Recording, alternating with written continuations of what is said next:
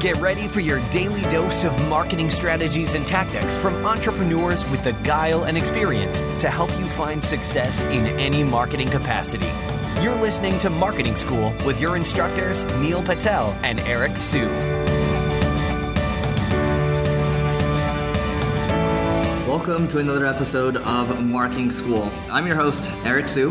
And I'm Neil Patel. And today we're going to be talking about how to generate sales through webinars. So, Neil, you've had some success with webinars. Why are webinars great for generating sales? The best part about webinars is people get to know you, you build trust, you can educate them, and after that, they're like, hey, all this information was great, and if this was amazing, I wonder what your paid products or services look like, so then they'll be much more likely to buy. It's really that simple. So with webinars, there's a lot of different software tools available to make it work. So I guess I can kick it off with tools initially. So GoToWebinar is very popular. It's owned by Citrix. So GoToWebinar, it integrates with a lot of different landing page tools available to you. You have a lot of different options. It's just simple to use. And a lot of people talk about problems with GoToWebinar. You know, while I have experienced some technical issues with GoToWebinar at times, for the most part, it has been pretty solid. And once you have a good webinar established, you have one that's converting at a decent conversion rate. You know, we're talking anywhere from 5 to 10%. Well, after that, you can convert it into an evergreen webinar. And I'm going to let Neil speak to how evergreen webinars have worked well for him. Yeah, what evergreen webinars are is you record a live one, and then you can have one that's on replay. It captures everything from the Q&A to the chat, etc., and it shows it to people. They usually know it's a recorded version. You don't want to lie about that. And of course, you can let them buy as well from there. The key with the webinar software is while they're on the webinar listening, you want them to get to buy on the webinar. You don't want to follow up after and get them to buy. But typically, if you get them to buy your product or service or become a lead on the webinar, you're much more likely to generate sales from it. The software I like using is called Webinar Jam, because in Webinar Jam, as you're creating the webinar, you have the chat, you can actually start pitching people on your product or service and then show up a specific buy button at a certain time and get them to buy. And the beautiful part about webinar is with a few simple clicks, it'll turn that webinar, if it converted really well for you, into an evergreen webinar. Plus, for people like me, I have too many webinar registrations. When we're on GoToWebinar, sometimes we get like 4,000, 5,000, 6,000 registrants for one webinar. GoToWebinar doesn't allow more than 1,000 people, which sucks. But Webinar Jam has an unlimited amount, or at least I think it's unlimited. I've never tried pushing like 12,000, 13,000 people through it. So are you using Webinar Jam or are you using EverWebinar? I'm using both. Webinar Jam is the live version. EverWebinar is the evergreen recorded version. Got it. Okay. Now, when it comes to creating a webinar that can actually generate sales, you can't jump into the pitch immediately, especially if you're driving cold traffic from Facebook. So these are, people that don't know you or cold traffic from anywhere at all. You have to establish some type of relationship. And the best way to do that initially is to start educating people on something. You might educate for perhaps 30 minutes to 1 hour or so, and then you spend the next 15 to 30 minutes after that pitching your product. But the idea is first you're adding value.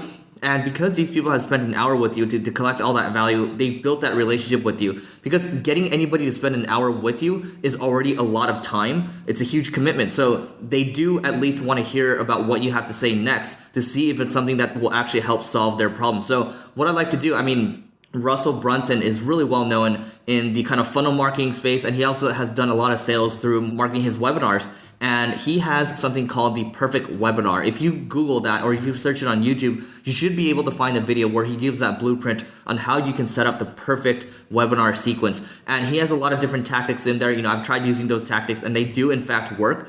Sometimes it might seem like, you're being kind of snake oily, salesman type of thing, but that's the same thing when you're doing any type of sales at all. But just make sure that you're educating first. So it doesn't seem like you're just trying to, force something down someone's throat. If you're educating first and you're adding value, you are in fact doing a good job and you're doing what you're supposed to do. I took the opposite approach with my webinar. Everyone told me that, hey, you're giving away too much information for free. You need to sell harder. You don't want to show them what they're getting. You need to leave some mystery. I really took the opposite approach. I'm like, that's not me. That's fine if someone else wants to do that. But what I was like, all right, I'm going to give an hour's worth of information that's just pure educational. That's so good. And then within my webinar, I say, hey, do you love what I gave you so far? Cool. Well, just imagine that, but something that's even more detailed and more thorough. And I break down step by step on how to do something. And I even break down how it's a lot of work, which most people won't do. And I talk about how you're going to get that content over a year period of time. and that it's not going to drive you amazing results right away, but if you keep at it, eventually you should start getting more traffic and sales to your website. My webinar in total is roughly 2 hours, I believe. And with the total of 2 hours, the first hour is on pure education. Then the next 30 minutes is on the product or service that I'm selling. And then the last chunk is all Q&A. And the Q&A isn't just about my product or service. The Q&A is also about helping others too.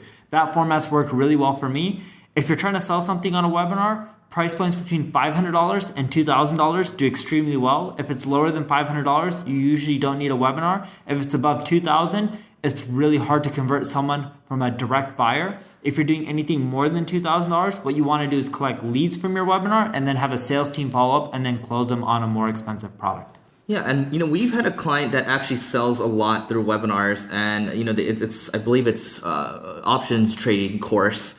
And what they reported initially was that basically they got a lot of sales from the webinar directly. And what happened over time was because a lot of more competitors started coming into the space, what they started seeing was that the follow-up actually started to generate more and more sales. So if you have people showing up through your webinars and they let's say they attended and they saw the offer but they didn't purchase, you can send them emails based on what they've done exactly. So you can do this through Infusionsoft. With Webinar Jam, I believe, or with every webinar, I believe you're able to tag people that have taken a certain action, and then you can send them emails based on the action that they took. So that's also very important.